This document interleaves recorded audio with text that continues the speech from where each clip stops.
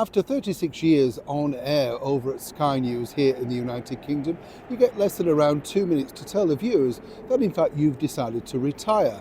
Or have you retired? Or have you been fired? As ever, let me explain. Morning, lovely to see you. Thank you so much for joining me today in the very heart of London town. It's a difficult thing, isn't it, now when we're going through a cost of living crisis? And as we've seen recently with the mainstream media, the legacy media, as they now call it, it's way too expensive to run in the normal way that it used to be.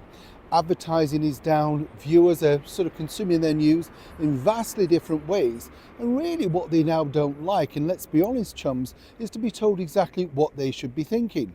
Kay Burley's real sort of fate was actually sealed on the day of the general election, because whether she wanted this or not, she let out this almighty groan. Some say relief at the fact that the current British Prime Minister, Sir Keir Starmer, was now in office.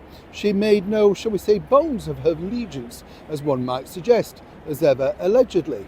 So just before we end today's programme, a couple of moments to reflect on the past 36 years here at Sky News, our birthday today.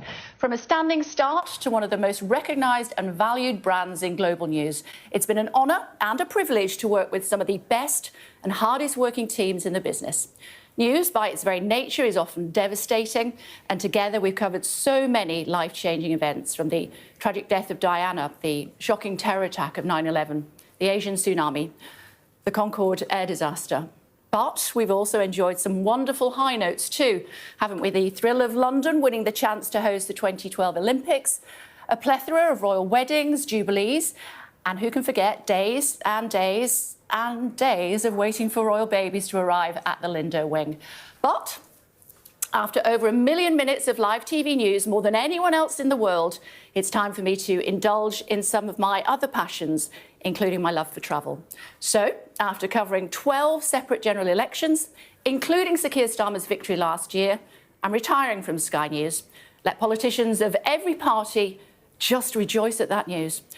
Thank you for waking up and tuning in every morning. I can't tell you how much I've appreciated your support over the last 3.5 decades. You're awesome. I'll post more on my social media and hope to see you around. Please keep in touch. But of course for Kay, 36 years in one particular building and of course on one particular channel is surefire dedication. She said in an interview, in fact, that if you cut her, she would have Sky literally through her arms. Strange thing to say, but at £600,000 a year, you can understand why she required to be dedicated. But there were other problems in this broadcasting career, which saw, of course, stellar moments too. Meeting our late and brilliant monarch, Queen Elizabeth II, and of course some say she was the first person to announce the tragic, sad death of the late Diana, Princess of Wales. That again was disputed by many people when I worked there at the station also. But what's fascinating really is what changed for Kay and what really changed her career was this man, Rupert Murdoch. Now Rupert decided to sell Sky News way back a couple of years ago now to the NBC giant Comcast, and they had to make drastic cuts. 2 weeks ago it was announced that they've decided to pull away from linear TV and are going to go behind a paywall. And what that basically means is a Sky News bloodbath.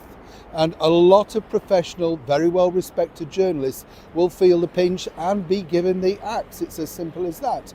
They can't afford to roll on this particular model. So why has Kay decided to retire now at 64 years old?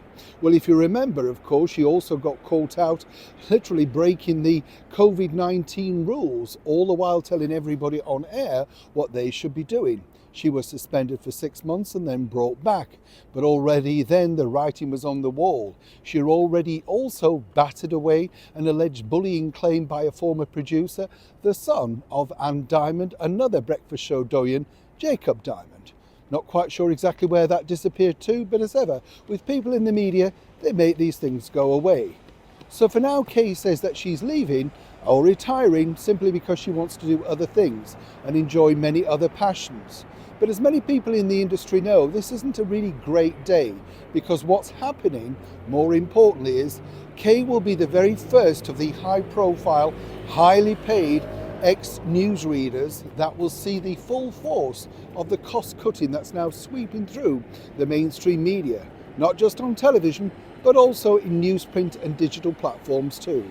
As for Kay, she says she would hope to still appear on television from time to time, maybe leading a huge story or indeed a documentary.